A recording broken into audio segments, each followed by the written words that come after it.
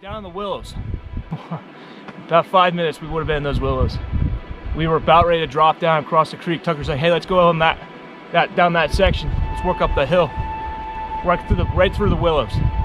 He just stopped, waited for me. He said, hey, quiet, hold up, there's a bear. Grizzly bear.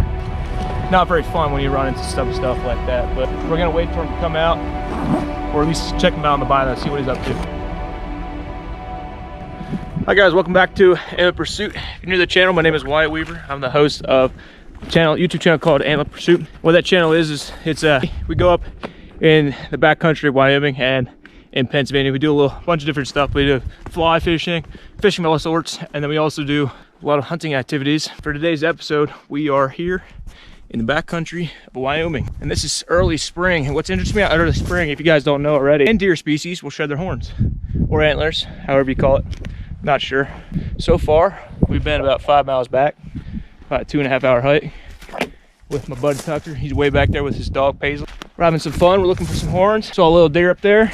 Nice wolf track and nice grizzly track. You guys have to see it later in the episode, but so far so good, and we'll see what happens. So stay tuned.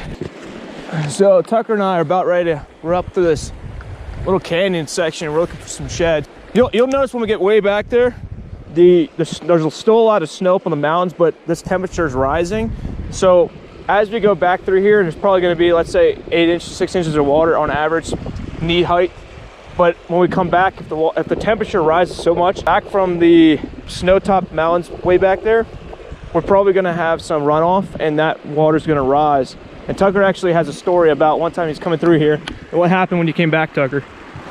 Oh, the water's bad up to here, couldn't cross. So he's saying that's about a 6 foot difference in about 12 hours. Not even 5. Yeah, so that's how serious it can be.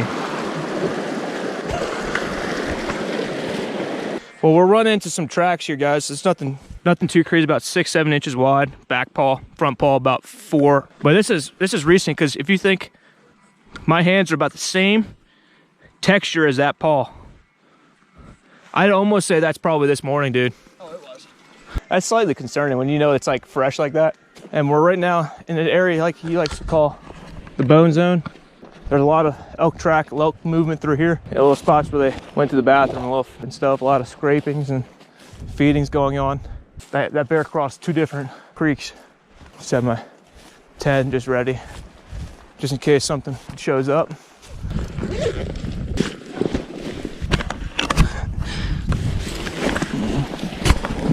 Just gonna glass this hillside. Sounds good. A lot of action up there potentially. Can't even tighten them too much because they'll pop out. Shucks. Yeah. You want a drink of this? Yeah, I'll take one. There's some elk track. Elk bone here. Yeah.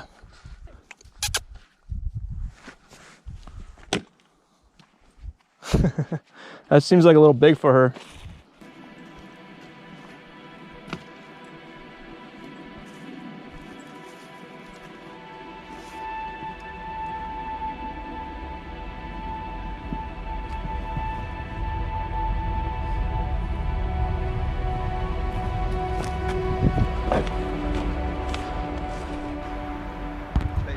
Tucker and I are hiking, and we just came off this. Dude, if we were on that side, dude, I was fixing to go across right. We were gonna go right over there.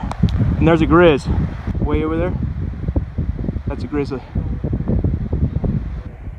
Tucker, we would have been down there about 5 minutes. We didn't see that thing. Not even.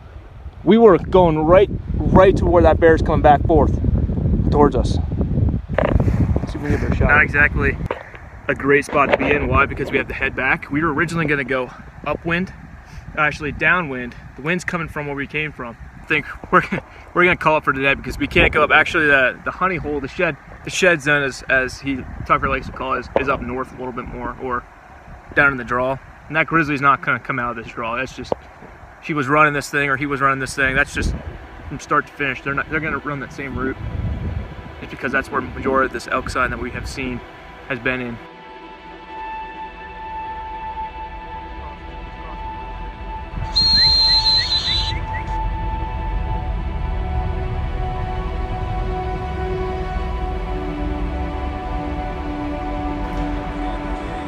Wow.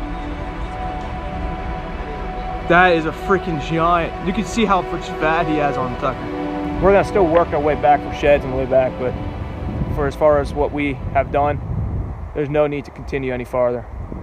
Just because it's sketchy. If you start running into the zone that the bear's been through, now something you want to do. So meet up with Tukker.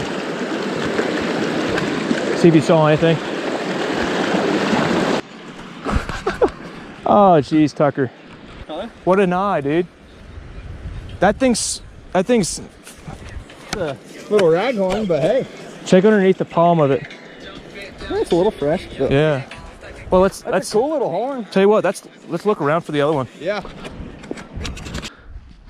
I got good news and bad news.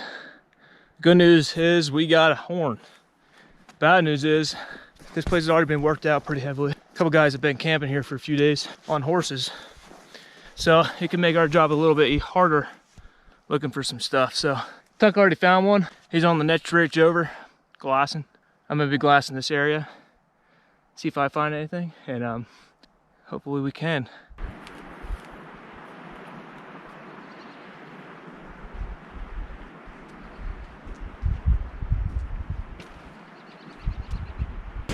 Right out in the middle of the open. Look at that.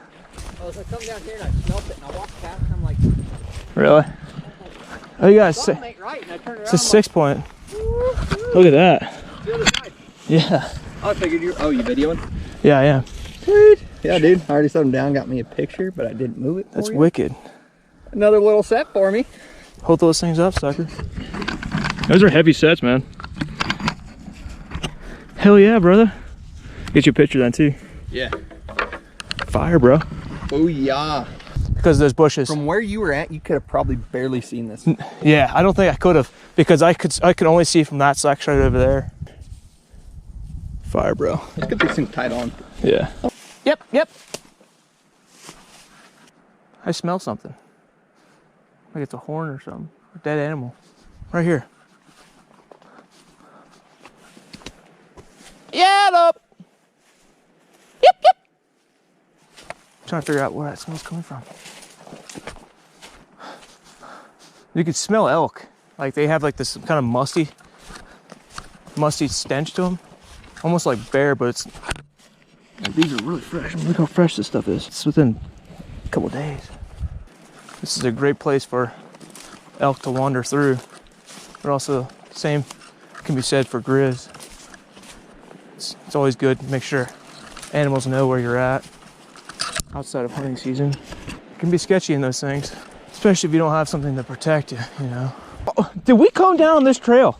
Yeah, I know. We walked right by it. Are you freaking serious? Yep. All right, well, the smallest one out of the 2 days, Tucker and I were out here. Just a super small raghorn. A little fresh to the Tuckers, a little red on the bottom. Oh, it is. Yeah, sure. So we're gonna go wet. A little wet. You can smell it. Yeah, you can a little bit. Yep. Found smaller. Tiny ones like this. About this tall, but right about there it forked, and that's all that there was. Dude, we got ourselves our first horn. Yeah, brother. That's actually not too bad. I'm happy with that. I mean, happy with any horn, obviously, but well, yeah. It's been tough. I mean, I just want to paint you guys a little picture. This horn, let's say, was right down here. It's exactly actually where it was, but Tucker and I, we walked this road. Well, how didn't we see that thing? we weren't paying attention to it. My brain was working. We go up there to that ridge, so I just trailblazed through here. Because now that you're thinking about it, that white spot along the side there, yep, that's sulfur. That's sulfur built up along the mountain. We were pointing that out, and I think that's what messed us up. Yeah, we weren't looking over here. Shoot. Well, it's worth it grazing this a little bit. Oh.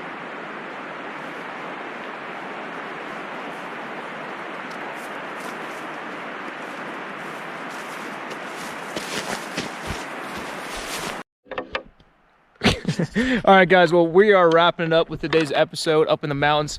I am here with my buddy Tucker, if you guys haven't heard already. I'll probably put his Instagram down below. We had a fun time out in the backcountry. We probably did close to 9 miles in about 6 hours, give or take a little bit. But we did do some climbing, but we didn't have to deal with too much snow. And snow is the absolute killer this time of year, especially when you're trying to go up a bunch of hills. It's not very pleasant. What today's worth? I did find my first elk shed, which is awesome. He found a set himself, and we did run into a pretty huge grizzly bear. We were almost at one of Tucker's favorite spots for shed hunting. The bone zone, baby. He calls it the bone zone, but the grizzly bear was right in front of the area, and ended up pushing it back towards the bone zone. And we just hauled out, and we are ready to wrap it up. If you guys do want to see more episodes like this and more fly fishing episodes additional to shed hunting or hunting episodes here on my channel, I will have playlists down below of the sorts. You can also subscribe and click that like button and or comment if you guys have had any shed hunting success this year. If you want to stay tuned for more videos to come, you can hit that bell that's on the subscribe button so you can get notified every single time I post a video. That being said, I will see you guys another episode of Antlered Pursuit TV. We are signing off.